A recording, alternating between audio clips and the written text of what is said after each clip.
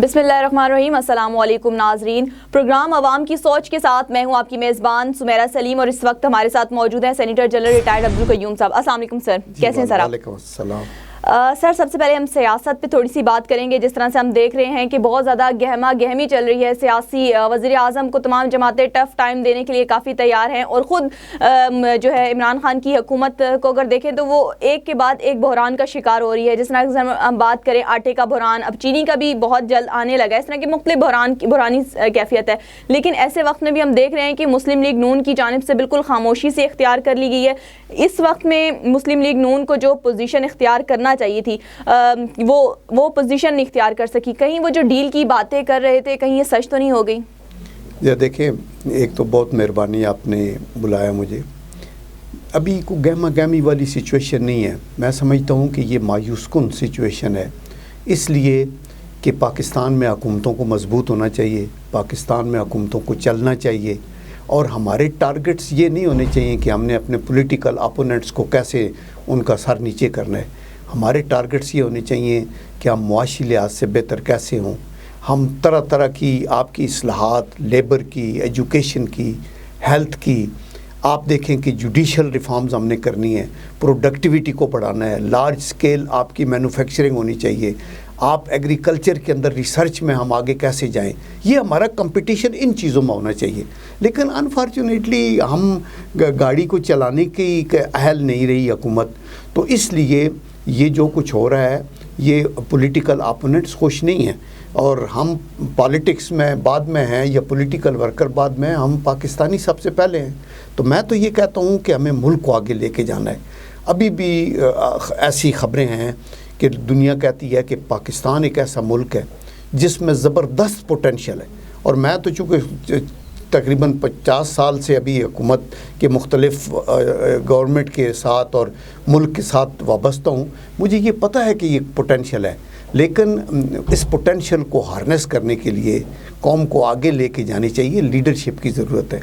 लेकिन हालात मुश्किल हैं मुल्क के अंदर भी और बाहर भी, और उसके ऊपर तुर्रा ये कि जो मल्लाह है हमारी कश्ती के, उनको पता नहीं है कि हमने किस सिमत में जाना है और इस कश्ती को भंवर से कैसे निकालना है। तो इस आपके पहले क्वेश्चन के जवाब में एक शेर में कहूँगा कि वो कहते हैं ना कि समुंदर, तेज़ तूफ़ानी हवा, टूटी हुई कश्ती, यही असबाब क्या कम थे कि इस पे नाखुदा तुम हो। तो ये जो नाखुदा है ना, हमारे जो हाकम हैं, इनके अंदर अहलियत अल्लाह ताला करे, लेकिन इनके अंदर वो राख के ढेर में शोला है न चंगारी। सर ये भी देखने में आ रहा है कि पंजाब और वफाक में जो है इन हाउस तब्दीली देखने में आ रही है, क्योंकि आपके कल के जो मुखालफीन है सुनने में आ रहा है शायद वो दोस्त ही बन सके और काफ़ी मुलाकातें भी हो रही हैं, और आप इस हवाले से क्या कहना चाहेंगे? देखिए, मुलाकातें तो होती रहती हैं, होनी चाहिए। आफ्टर ऑल ये जो इनके साथ मिले हुए हैं मसलन PMLQ वगैरह, उनके लिए क्या अल्फाज ये इस्तेमाल करते थे, या शेख रशीद साहब को साथ लिए हुए तो क्या इनको उनकी ओपिनियन थी, मैं उसको रिपीट भी नहीं करना चाहता। तो इत्तेहाद के अंदर सियासी लोगों के साथ मेल जोल चलता रहता है, लेकिन आई कैन अश्योर यू कि नवाज़ शरीफ साहब की क़यादत में मुस्लिम लीग नून अपने असूलों के ऊपर कभी भी सौदाबाजी नहीं करेगी। हमारा जो नज़रिया है मुस्लिम लीग का, वो इस्लामियत का है, वो जमहूरियत का है, वो आइनी बालादस्ती का नज़रिया है, और वो ये नज़रिया है कि हम मुल्क के अंदर एक इत्तेहाद की फ़िज़ा पैदा करें। आप देखिए, नवाज़ शरीफ साहब ने जब टेक ओवर किया था और इतनी मेजॉरिटी थी, लेकिन खैबर पख्तूनख्वा के अंदर वो हुकूमत नहीं बनाई थी। उन्होंने कहा था नो, ये इनकी मेजॉरिटी, इनको करने दो, आल्दो हम बना सकते थे। मौलाना फजलुर रहमान साहब इंसिस्ट कर रहे थे। आप ये भी देखें कि एक ख़बर ये थी कि बलूचिस्तान में हमारी हुकूमत श्योरली बन सकती थी, हमारी मेजॉरिटी थी, लेकिन हमने कहा नहीं, ये जो कौम परस्त हैं इनको मौका दें। मुल्क इम्पॉर्टेंट है, पार्टियां इम्पॉर्टेंट नहीं है। पार्टियों का मैनिफेस्टो भी मुल्क की बेहतरी है, तो उसको आगे। इसी तरह MQM के गवर्नर साहब से इरशाद साहब, वो जो इशरत साहब, उनको इन्होंने कहा हम अपना गवर्नर नहीं लगा सकते थे, 10 करोड़ का पंजाब का सूबा, पूरे मुल्क से कोई अच्छा गवर्नर लगाएं। उनका नहीं, उनको भी साथ ऑन बोर्ड रखें। इसी तरह एक नो कॉन्फिडेंस की बात हो रही थी कश्मीर में कि जी हुकूमत को हम इतने में चेंज करते हैं, तो हमने कहा नो। गिलगित बल्तिस्तान की बात थी, तो नवाज शरीफ साहब की यही था कि कौम को इकट्ठा लेके پوری چلے. اور آپ نے دیکھا کتنے ترقیاتی منصوبے ہوئے, کنیکٹیوٹی, ایئرپورٹ, موٹر ویز, آپ یو نیم اینڈ, انرجی کے مسائل, دہشت گردی کا خاتمہ, یہ خدا کا کرم ہے. تو میرے خیال میں آئندہ بھی یہ رول مسلم لیگ نونی کو ادا کرنا ہے. مجھے پکی امید ہے کہ انہی کے پاس ٹیم ہے, ہمارے پاس یہ ایک گورنمنٹ ان ویٹنگ ہے, ہمارے پاس یہ شیڈو کیبنٹ ہے, اور اللہ کے کرم سے ہم مشکل سے نکال سکتے ہیں. سر جس طرح سے بھی آپ نے بات کی کہ مسلم لیگ نون کے دور میں کافی زیادہ ہم نے پروجیکٹ دیکھیں, چاہے میٹرو ہو, لیکن جب سے یہ وزیر اعظم عمران خان کی حکومت آئی ہے, ان کا ہر وزیر, چاہے وہ مراد سعید ہو یا اسمبلی میں ہم دیکھتے ہیں کہ وہ ایک الزامات لگاتا ہے کہ کرپشن ہوئی ہے, ہر پروجیکٹ اگر وہ کام کیا تو اس میں کرپشن ہوئی تھی. تو آپ اس حوالے سے کیا کہنا چاہیں گے؟ دیکھیں بات یہ ہوتی ہے, صرف بات کرنے سے تو بات نہیں بنتی نا. ابھی تو مراد سعید کی یا عمران خان صاحب کی کوئی بات سننے کو یا ماننے کو تیار نہیں ہے نا. آپ تو کرپشن کی باتیں کر رہے تھے آج سے 1.5 سال پہلے. آپ نے کسی ایک لیڈر کو کرپشن کے رزلٹ میں ان کے اوپر فرد جرم عائد ہوئی ہے؟ نہیں ہوئی ہے, بلکہ ججز نے اپنی ورڈکٹ میں لکھا ہے کہ کرپشن کا کوئی الزام نہیں ہے, مس یوز آف اتھارٹی ہے فلانا. مس یوز آف اتھارٹی تو آپ ان گڈ سینس فیصلے کرتے ہیں, کوئی فیصلے ٹھیک ثابت ہوتے ہیں, کوئی نہیں ٹھیک ثابت ہوتے. تو اس لیے کرپشن کا مسئلہ نہیں ہے, مسئلہ ایکچولی گورننس کا ہے, حکمرانی کا ہے. اگر آپ کی گورننس ٹھیک ہوگی تو آپ کرپشن کنٹرول کریں گے, آپ لا انفورس کریں گے, آپ اکاؤنٹیبلٹی کریں گے, آپ کی ساری چیزیں ٹھیک ہوں گی. لیکن اگر آپ کی کیپیسٹی نہیں ہے, آپ نااہل ہیں, تو آپ کسی طریقے سے کرپشن پہ بھی کنٹرول نہیں کر سکتے.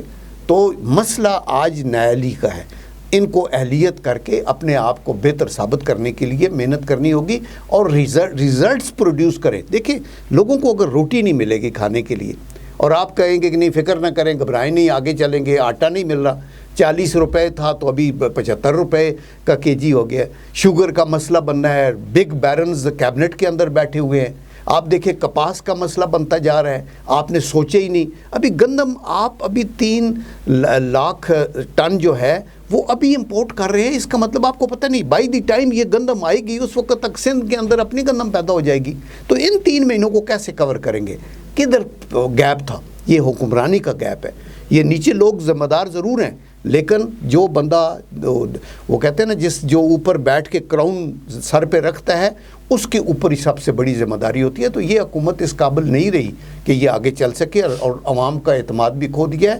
نہ صرف عوام کا, اپوزیشن کے ساتھ ورکنگ ریلیشن نہیں ہے, اتحادیوں کے ساتھ تعاون کی بات نہیں ہے, وہ کر رہے ہیں, اور اپنی جماعت کے اندر فارورڈ بلاک بن رہے ہیں. یہ ہماری جماعت میں بنانے کی سوچ رہے تھے. لیکن سر دیکھا جائے تو وزیر اعظم اتحادیوں کو لے کے کافی پرجوش دکھائی دے رہے ہیں کہ ان کی کوشش ہے کہ اتحادیوں کو جوڑ کے رکھیں اور ان کو منانے میں کسی حد تک کامیاب بھی دکھائی دے رہے ہیں. لیکن اپوزیشن کی اگر ہم بات کریں تو سب سے بڑی اپوزیشن کی جماعت مسلم لیگ نون ہے, جو وزیر اعظم کو ٹف ٹائم دے سکتی ہے اور دیا ہے ہمیشہ. تو آپ کیا دیکھتے ہیں کہ اپوزیشن جس طرح سے پی ٹی آئی کی حکومت اتحادیوں کو ساتھ لے کے چل رہی ہے, آپ لوگوں کی جانب سے ایسے کوئی اقدامات کر رہے ہیں یا ایسی کوشش کی جائے گی جس میں آپ اتحادیوں کو ساتھ لے کے چلیں؟ دیکھیں پہلی بات تو یہ ہے کہ مسلم لیگ نون جو ہے نا, وہ یہ کہنا کہ وہ ٹف ٹائم نہیں دے رہی یہ ٹھیک نہیں ہے. یہ ٹف ٹائم یہی ہے نا کہ ان کو حکمرانی کا موقع دیا جا رہا ہے اور یہ پبلک کی آنکھوں میں گر رہے ہیں. یہ ایک ٹف ٹائم ہے کہ آپ نہیں جی آپ آئیں آپ ہی کریں, ہم آپ کو توڑتے بھی نہیں ہیں, ہم پیچھے ہیں, تاکہ پبلک کو پتہ چلے کہ یہ جو ہوا میں محلات انہوں نے بنائے تھے اور جو آئیڈیل باتیں کرتے رہے کہ یہ ہو جائے گا 90 دن میں ہم یہ کر دیں گے, کرپشن ختم ہو جائے گی, بندے یہ کریں گے وہ کریں گے, صرف اپنے سیاسی حریفوں کو اندر کرنے کے علاوہ اور کیا کام کیا ہے؟